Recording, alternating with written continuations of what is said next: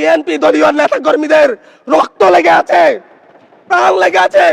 এই বিশ্বাসঘাতকতা মাননীয় স্পিকার, এই রাষ্ট্র আর সইবে না।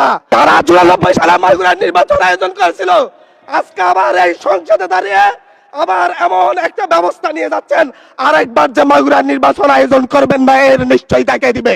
যেই গণভোটের পক্ষে আমাদের মাননীয় প্রধানমন্ত্রী প্রচারণা চালিয়েছেন। নোয়াখালী 6 আসন থেকে নির্বাচিত জনাব আব্দুল হান্নান মাসুদ, আপনি আপনার অসমাপ্ত বক্তব্য সমাপ্ত করুন। ধন্যবাদ মাননীয় স্পিকার। একটু ধৈর্য ধরেন, ওনার বক্তব্যটা শেষ হোক। আমি একটু বসেন, বক্তব্যটা শেষ হোক ওনার। এখানে দাঁড়িয়েছি নিপীড়িত, লাঞ্ছিত, বঞ্চিত মানুষের প্রতিনিধি হয়ে কথা বলতে। আমি এসেছি, ওনার বক্তব্য 6 মিনিট। মাননীয় স্পিকার, আমি বুঝতে পারছি না সময়গুলো কিভাবে বন্টন করা হয়। সরকার দলের হলো 8 মিনিট, বিরোধী দলের হলো 6 মিনিট, এভাবে তো কথা বলতে পারবো না। মাননীয় স্পিকার, পাশাপাশি আমি এই সংসদের সর্বকনিষ্ঠ এমপি, বাংলাদেশের ইতিহাসের সর্বকনিষ্ঠ এমপি। আমি এখানে দাঁড়িয়ে আপনারা যে জেনজির কথা বলেন, সেই জেনজির প্রতিনিধি হয়ে আমি সংসদে কথা বলতে আসছি। আপনি যদি বলেন যে জেনজিরা কি চাই, আমি বলছি জেনজিরা 72-এর সংবিধান আর চাই না। আপনি যদি বলেন জেনজিরা কি চাই, আমি বলতে এসেছি জেনজিরা এটাই চাই, স্বাধীনতার 30 বছর পরে জন্ম নিয়ে আমার মতো যারা সন্তানরা রয়েছে তারা কেন ভোটাধিকার পাই নাই তার জবাব চাই। আমরা তো স্বাধীন বাংলাদেশে জন্ম নিয়েছি মাননীয় স্পিকার। আমাদের কি ভুল ছিল? আমরা তো নতুন মানচিত্র পেয়েছি, আমরা তো নতুন পতাকা পেয়েছি, আমরা নতুন সীমানা পেয়েছি। আমাদের পূর্বপুরুষরা 1971 সালে রক্ত দিয়ে আমাদের জন্য একটি নিরাপদ বাংলাদেশ গড়তে চেয়েছেন, কিন্তু আমরা কি সেই নিরাপদ বাংলাদেশ পেয়েছি? আমরা কি সেই নতুন বাংলাদেশ পেয়েছি? আমরা তো সেই নতুন বাংলাদেশ মাননীয় স্পিকার পাই নাই। 71-এ 30 লক্ষ মানুষ শহীদ হয়েছে, জীবন দিয়েছে, তাদের পরবর্তী সন্তানরা যেন নিরাপদ বাংলাদেশে ভোটাধিকার পায়, যেন রক্ষী বাহিনী না হয়, যেন ভোটাধিকার পায়, যেন আবার দুর্ভিক্ষ না হয়। কিন্তু আমরা কি দেখেছি? আমরা দেখেছি বাংলাদেশে দুর্ভিক্ষ হয়েছে, 1973 সালে ভোট চুরি হয়েছে। আমরা দেখেছি তার পরবর্তী সময়ে শহীদ প্রেসিডেন্ট জিয়াউর রহমান বাংলাদেশকে অর্থনৈতিকভাবে, রাজনৈতিকভাবে, গণতান্ত্রিকভাবে বাংলাদেশকে পুনরুদ্ধার করার জন্য উনি অটল ভূমিকা রেখেছেন। উনি আমার দ্বীপ হাতিয়াতে 3 বার গিয়েছেন।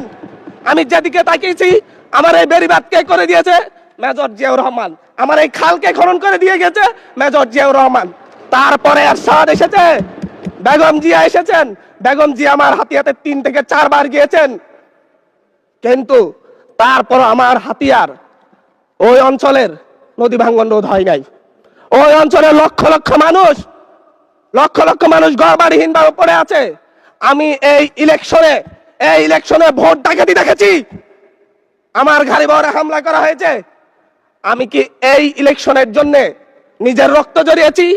আমি আজকে স্বরাষ্ট্রমন্ত্রী আছেন, মাননীয় প্রধানমন্ত্রী আছেন, আমি এখানে প্রশ্ন করি, আমি কি রক্ত জড়িয়েছি? আমরা রক্ত জড়িয়েছি বলে আপনারা আজকে সংসদে প্রধানমন্ত্রী, স্বরাষ্ট্রমন্ত্রী হয়েছেন। রক্ত ঝরার পরে, রক্ত জড়িয়ে গুলিবিদ্ধ হয়ে 3 দিনের মাথায় গুলিবিদ্ধ হয়ে, দয়া করে থামুন মাননীয় সংসদ সদস্য, আপনার বক্তব্য অব্যাহত রাখুন। 144 ধারার মধ্যে আবার নিজেই গুলিবিদ্ধ পা নিয়ে বের হয়ে গিয়ে সংবাদ সম্মেলন করে বলেছি আবার রাস্তায় নামুন, প্রধান হতে হবে। আমরা বলেছি নতুন বাংলাদেশ দিব। আমরা নতুন বাংলাদেশ আবার প্রতারণার রাজনীতি দেখতে চাই না, প্রবঞ্চনার রাজনীতি দেখতে চাই না। যেই গণভোটের পক্ষে আমাদের মাননীয় প্রধানমন্ত্রী প্রচারণা চালিয়েছেন, যে আদেশের পক্ষে মাননীয় সরকার দলীয় সংসদ সদস্যরা প্রচারণা চালিয়েছেন, আজকে এখানে এসে কেন এটা নিয়ে আবার দীর্ঘ আলোচনা হতে হবে? আমরা 90-এর গণঅভ্যুত্থানের কথা বলে যাই নাই। 3 জোটের রূপরেখা হয়েছে, বাংলাদেশ গণতান্ত্রিক ভাবে উত্তীর্ণ হবে কথা দেওয়া হয়েছিল, কিন্তু 94 সালের মাগুরার নির্বাচন কারা আয়োজন করেছিল? কারা 94 সালে মাগুরার নির্বাচন আয়োজন করেছিল? আজকে আবার এই সংসদে দাঁড়িয়ে আবার এমন একটা ব্যবস্থা নিয়ে যাচ্ছেন, আরেকবার যে মাগুরার নির্বাচন আয়োজন করবেন না এর নিশ্চয়তাকে দিবে। এর নিশ্চয় দেখা দিবে। আমি আমি আমার সবচাইতে কম বয়সী প্রার্থী হিসাবে নিজের প্রার্থীটা জমা দিয়ে এলাকায় গিয়েছি প্রচারণা করতে, তিনবার হামলা শিকার হতে হয়েছে। আমি সংসদ সদস্য হিসেবে এলাকায় গিয়েছি, সেই জায়গায় আমার উপর হামলা করেছে, সরাসরি ভিডিওতে দেখা গিয়েছে। অস্ত্র নিয়ে, দেশীয় অস্ত্র নিয়ে আমাকে কোপাতে আসা হয়েছে। তারা কারা? ওরা তো তারাই যাদের প্রত্যেকের হাতে বিএনপি দলীয় নেতা কর্মীদের রক্ত লেগে আছে, প্রাণ লেগে আছে। এই বিশ্বাসঘাতকতা মাননীয় স্পিকার, এই রাষ্ট্র আর সইবে না। আপনারাও সইতে পারবেন না। বিশ্বাসঘাতকতার মূল্য এই দেশে আবার দিতে হবে আপনাদেরকে। আপনারা যারা আপনাদের ভাইদের রক্ত জড়িয়েছে, খুন করেছে, খুনের মামলা আছে, তাদেরকে আবার পুনর্বাসিত করে আমাদেরকে খুন করার জন্য লেলিয়ে দিচ্ছেন। চট্টগ্রাম থেকে এক সাংগঠনিক নেতাকে পাঠিয়েছে অস্ত্র সহ আমাদের লোকজনের উপর হামলা করতে। ভোটের দিন সকালবেলা থেকে প্রত্যেকটা ভোট কেন্দ্রে অস্ত্র দিয়ে মহড়া দিয়েছে। 30টা ভোট কেন্দ্রে এনসিপির প্রার্থী, বিএনপি দুজন বিদ্রোহী প্রার্থী সহ কারো এজেন্টকে ঢুকতে দেওয়া হয় নাই। এটার জন্য কি আমরা আমাদের রক্ত জড়িয়েছি?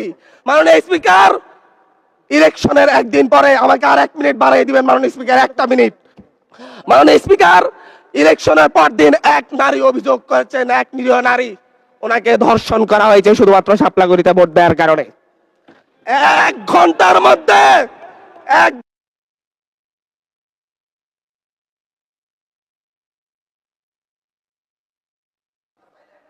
ধন্যবাদ মাননীয় সংসদ।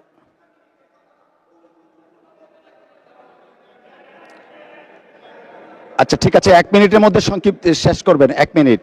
মাননীয় স্পিকার, একজন ভুক্তভোগী নারী অভিযোগ করেছে ওনাকে ধর্ষণ করা হয়েছে শাপলাগুড়িতে ভোট দেওয়ার কারণে।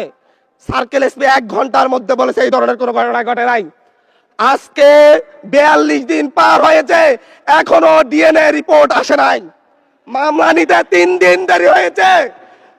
আর সিভিল সার্জন অফিস তদন্ত কমিটি করে দিয়েছে, তদন্ত কমিটির রিপোর্ট জমা দিয়েছে। ভুক্তভোগী নারী জানে না তার তদন্ত রিপোর্ট কি এসেছে। এই ভয়াবহ পরিবেশ তৈরি কারা করছে? আমার মনে হয় স্বরাষ্ট্রমন্ত্রী আইনের ব্যাখ্যা না দিয়ে, আইনমন্ত্রী আইনের ব্যাখ্যা দিবেন, স্বরাষ্ট্রমন্ত্রী এসবে মনোযোগ দেওয়া দরকার। স্বরাষ্ট্রমন্ত্রী মনোযোগ দেওয়া দরকার। সারা দেশে কোথায় কোথায় সন্ত্রাসীরা রয়েছে সেই সকল সন্ত্রাসীদের তালিকা করে তাদেরকে বিচারের ব্যবস্থা করা দরকার। স্বরাষ্ট্রমন্ত্রীর উচিত ধন্যবাদ মাননীয় সদস্য। নেতা কর্মীরা হত্যার শিকার হয়েছে তাদের বিচারের ব্যবস্থা করা দরকার। ধন্যবাদ মাননীয় সদস্য।